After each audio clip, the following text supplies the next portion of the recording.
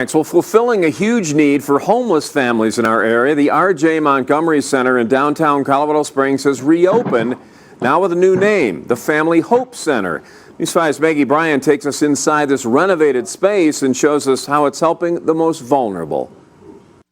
The new Hope Center can now hold double the number of families with the new renovation. This room here is one of 31 new private rooms where fathers can now stay with their children instead of being separated across the shelter.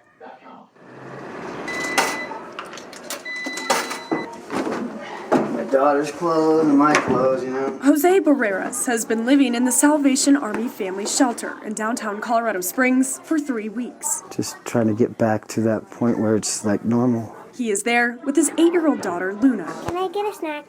Yes, you can. She is just graduated second grade. She's going into third grade next year. The two are using the shelter to get back on their feet while grieving a recent death. My wife had passed away. It was March 21st, and it was really sudden, and she passed away from her diabetes. So my daughter has it now too. Hey, what does your machine say?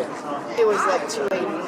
Jose and his daughter are there for each other, but before, it would have been a lot more difficult to stay together. Since 2003, the shelter had been offering people a place to stay, but in 2 large rooms filled with bunk beds. Men and women were separated on each side of the building.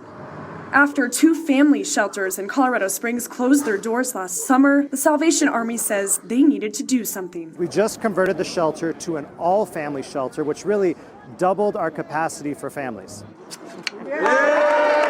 Just 10 days since its reopening, the shelter is at full capacity, and 14 fathers here get to stay in the same room as their loved ones. This place, has really helped us out a lot, because if it wasn't for them, allowing men and children, because most places don't, we would be out on the streets. Jose says the shelter also provides a bonding space for families going through similar challenges.